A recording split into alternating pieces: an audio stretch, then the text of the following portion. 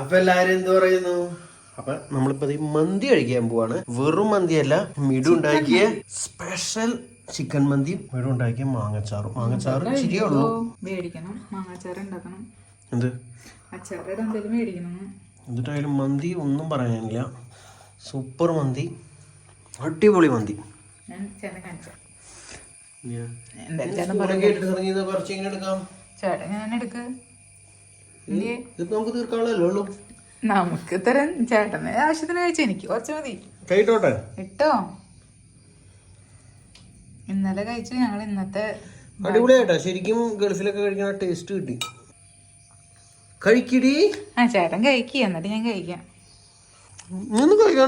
കഴിച്ചോളാം, ഞങ്ങക്ക് വേറെ പാത്രത്തില് കഴിക്കാം. ചൂടായില്ല, ഇന്നലെ ഫ്രിഡ്ജിൽ വെച്ചിട്ട്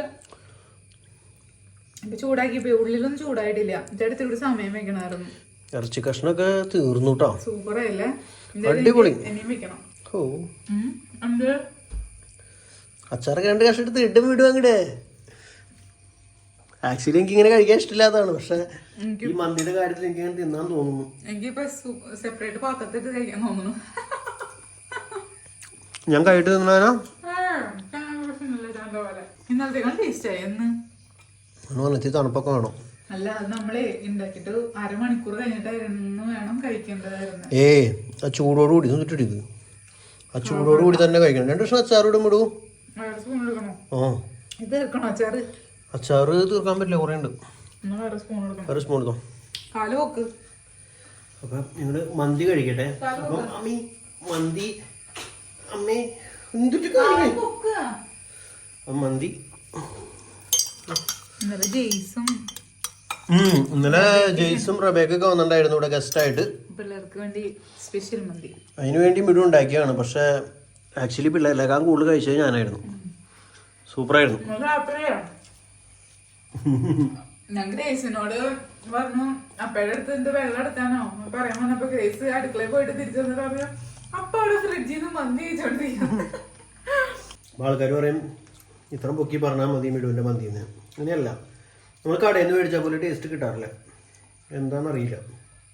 ഡയറ്റ് എടുക്കാൻ പോണേന്റെ, അതെ, ഭക്ഷണം കൺട്രോൾ ചെയ്യാൻ പോണേന്റെ ഒരു വിഷമത്തിൽ കഴിക്കുന്നതായിരിക്കാം ചിലപ്പോൾ ഞാൻ. ഇപ്പം എന്നിട്ടായാലും ഞങ്ങൾ മന്തി കഴിക്കട്ടെ. അപ്പം ഇന്നലത്തെ ഉച്ചക്കലത്തെ മന്തി കഴിച്ചിട്ട് ഞാൻ സ്റ്റീവിന് എടുക്കാൻ പോകുന്നത് അങ്ങനത്തെ കുറച്ച് വിശേഷങ്ങളുണ്ട്. അപ്പം അത് കണ്ടിട്ട് വായോട്ടാ. പിന്നെ നേരെ സ്റ്റീവിനെ കൊണ്ടുവരും. വയോ കയറി കയറി സ്റ്റീവിനെ എടുക്കാൻ. സൂക്ഷിച്ച് കയറും.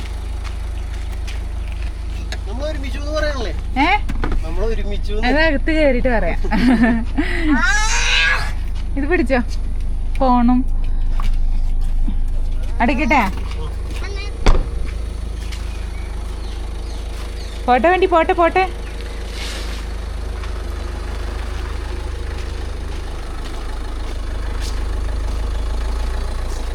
സ്റ്റീവ് മൂത്രം ഒഴിച്ചിട്ടിട്ട് സെറ്റിയുടെ സീറ്റ് പുറത്തിട്ടേക്കായിരുന്നു. പിന്നെ ഇത് അകത്തേക്ക് എടുത്ത് വെക്കണം. ഇനി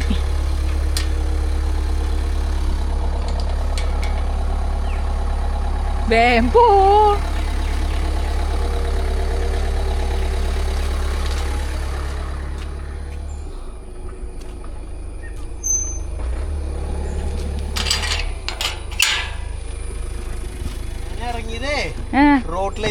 അതെനിക്കറിയാം. ചിലപ്പോ നിങ്ങക്ക് തോന്നിയേക്കാം ഇവരുള്ളപ്പോ എന്തിനാണ് സ്റ്റീവിനെ നമ്മളവിടെ കൊണ്ടാക്കിയെന്ന്. കാരണം അവനവിടെ ആക്കിയില്ലെങ്കിൽ ഇപ്പൊ 2 ദിവസം നമ്മള് അവനെ കൊണ്ടാക്ക. ശനി ഞായറായിരുന്നു, ശനിയാഴ്ച ഉണ്ടായിരുന്നു, പക്ഷെ ഞങ്ങള് വിട്ടില്ല. അപ്പൊ ശനി ഞായറും കഴിഞ്ഞ് ഇന്ന് പോയപ്പോ അവൻ ഭയങ്കര വിഷമായിരുന്നു കൊച്ചിന്. ഗ്യാപ്പ് വന്നപ്പോ അപ്പൊ പിന്നെ നമ്മളങ്ങനെ ഗ്യാപ്പ് ഉണ്ടാക്കുന്നത് ശരിയല്ലല്ലോ. അപ്പൊ വീണ്ടും വിട്ടു. അപ്പൊ കുഴപ്പമില്ല എന്ന് വിചാരിക്കുന്നു. എന്താവും അവിടെ ചെല്ലുമ്പോ. നമ്മള് കഴിഞ്ഞ വീഡിയോക്ക് വൈറ്റ് ലോക്സിലായിരുന്നു കമന്റ് വന്നിട്ടുണ്ടായത്. സ്റ്റീവിന് വീടുണ്ടായിരുന്നു എന്നൊക്കെ പറഞ്ഞു. 3 വയസ്സുള്ള കൊച്ചിനെ എന്തിനാണ് വിട്ടേന്നൊക്കെ ചോദിച്ചു. അത് കുറെ പേര് ചോദിച്ചു. ഞാനൊരു ഷോർട്സിലും ചോദിച്ചപ്പോ കുറെ പേര് നമ്മളെ അനുകൂലിച്ചും പറഞ്ഞായിരുന്നു കേട്ടോ. കുറച്ച് പേര് ഓക്കെ, പക്ഷെ അല്ല, അവർക്ക് അവരോട് പറയണം. നമ്മള് ഗ്രേസിനെ വിട്ടത് 3:45. നമ്മുടെ സ്കൂളിൽ 4 വയസ്സിലാ. സ്കൂളിൽ വിടേക്കാളും 3 മാസം മുമ്പ് കണ്ട നമ്മള് ഗ്രേസ് കുറച്ച് ദിവസം വിട്ടിട്ടുള്ളൂ.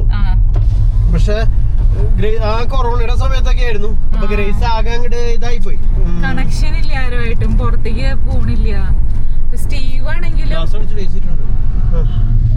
സ്റ്റീവ് ഇതിങ്ങനെ പറഞ്ഞ ചെക്കൻ എന്റെ പൊന്നെ വളച്ചങ്ങോട്ട് പോയി. അതാ പാപ്പനെ ഓവർടേക്ക് ചെയ്തല്ലോ. അപ്പൊ ഞങ്ങള് സമ്പാളൂര് പള്ളിയൊക്കെ കഴിഞ്ഞു. അപ്പൊ നമ്മള് പറഞ്ഞു വന്നത് എന്തായിരുന്നു പറഞ്ഞു വന്നത്? സ്റ്റീവിന്റെ കാര്യം. സ്റ്റീവിനെ എന്ന് വെച്ചാലേ ഗ്രേസ് സ്കൂളിൽ പോയി കഴിയുമ്പോ കുറച്ചു നേരമൊക്കെ അവന്റെ കൂടെ കളിക്കും.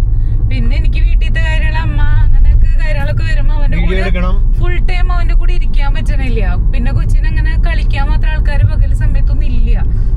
അപ്പൊ ടി വി വെച്ച് കൊടുക്കേണ്ടി വരും.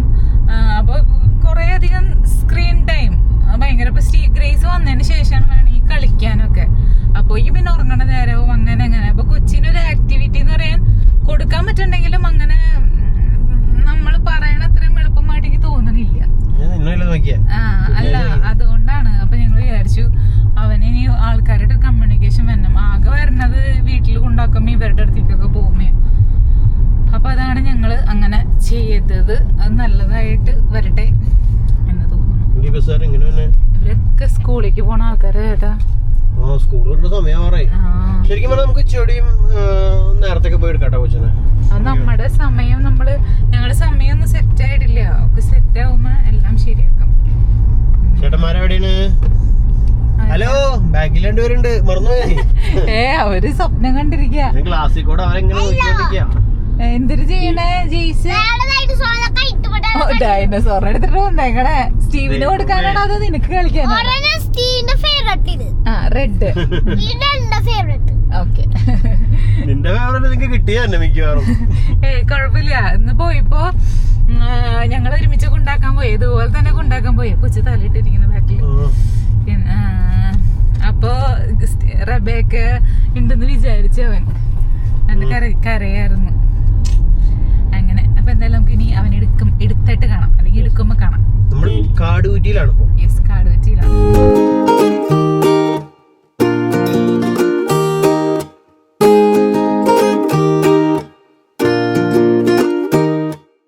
അപ്പൊ ഞങ്ങളവിടെ എത്തി. പോണ്ട റബേക്ക, ചേട്ടൻ വിളിയും കൊണ്ടോക്കോ.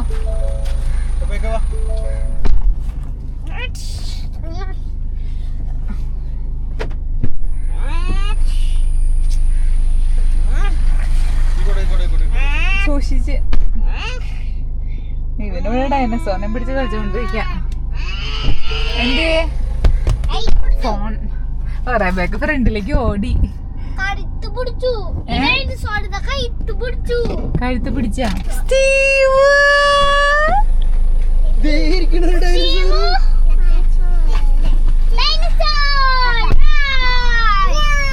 എവിടെ? സ്റ്റീവ് കുട്ടനെവിടെ? അടച്ചോട്ടോ.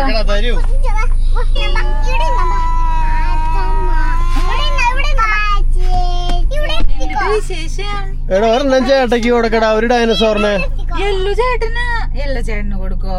കൊച്ചു ചേട്ടൻ തരൂട്ടോ.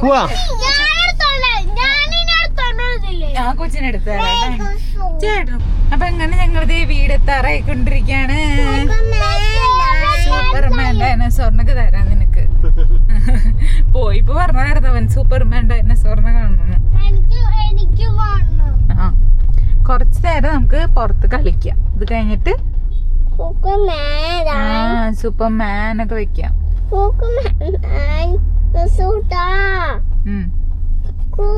ചേട്ടൻ തുറന്നോളോ പ്ലീസ്. ചേട്ടാ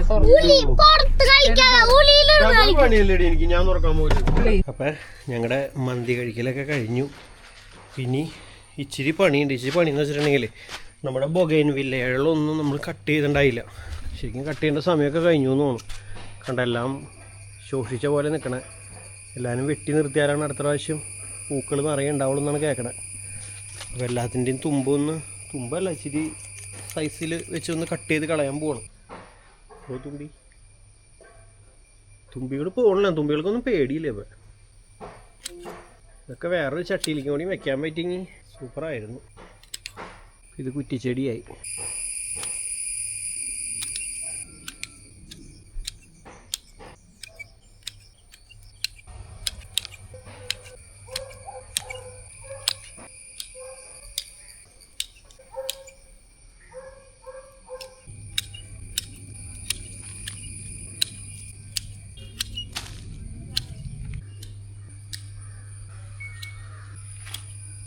അപ്പോൾ അങ്ങനെ നമ്മുടെ ബൊഗൈൻവില്ലയുടെ കട്ടിങ്ങും കാര്യങ്ങളൊക്കെ കഴിഞ്ഞു. പിന്നെ നമ്മുടെ കൊറിയത്തിൽ ഞാൻ കഴിഞ്ഞ ദിവസം പറഞ്ഞിരുന്നൊരു വീഡിയോയിൽ ഈ ചെടികളാകെ ഇതായി പോകണം, ഇങ്ങനെ പൂപ്പലായി അല്ല, ചെടികളാകെ ശോഷിച്ചു പോകണം, ഒരു ആരോഗ്യം ഇല്ലാത്ത പോലെ. അപ്പം അങ്ങനെ ഞാൻ നോക്കിയപ്പോൾ കിട്ടിയ സാധനം ഉണ്ടോ, അതായത് ഇത് രണ്ടും പ്ലാന്റ് ഹെൽത്ത് ഫോർമുല എന്നും പറഞ്ഞൊരു സാധനവും പിന്നെ പ്ലാന്റ് ഫുഡ് എന്നും പറഞ്ഞിട്ട് നൈട്രജൻ പൊട്ടാസ്യം ഫോസ്ഫറേറ്റ് എന്നൊക്കെ പറഞ്ഞിട്ട് അങ്ങനത്തെ ഈ 2 കുപ്പി. ഇത് രണ്ടും കൂടിയും 250 രൂപയുടെ വില വന്നത്. ആമസോണിൽ നിന്ന് മേടിച്ചത്. ഇത് 5 തുള്ളി വെച്ച് എല്ലാ ദിവസവും ഒഴിച്ചു കൊടുത്താൽ പറഞ്ഞിട്ടുണ്ട്. അപ്പോൾ ഇന്നലെ ഒഴിക്കൽ തുടങ്ങിയിട്ടുണ്ട്. എന്തെങ്കിലും വ്യത്യാസം വരുന്ന ദിവസങ്ങളുണ്ടെങ്കിൽ ഞാൻ അറിയിക്കാം കേട്ടോ. അപ്പോൾ ഇതുകൂടി ചെടികൾ ആകെ അങ്ങോട്ട് ഇതായിപ്പോയി. നോക്കിയാൽ ചെടിക്ക് ഇരിക്കുന്ന നോക്കി. അപ്പോൾ എന്തായാലും ഇതൊക്കെയായിരുന്നു ഇത്രയും നേരത്തെ വിശേഷങ്ങൾ. അപ്പോൾ ഇനി ബാക്കി വിശേഷങ്ങളൊക്കെ ആയിട്ട് അടുത്ത വീഡിയോ കൂടെ പറയാം. ഇന്നത്തെ വീഡിയോ മീൻസ് പെട്ടെന്ന് തീർക്കാണ്, മഴ വരുന്നുണ്ട്, ഇത്രയും പണിയുണ്ട് പുറത്ത്, അപ്പോൾ ചെയ്യണം. അപ്പോൾ ബാക്കി വിശേഷങ്ങളൊക്കെ ആയിട്ട് എന്തായാലും അടുത്ത വീഡിയോ കൂടെ വരാം.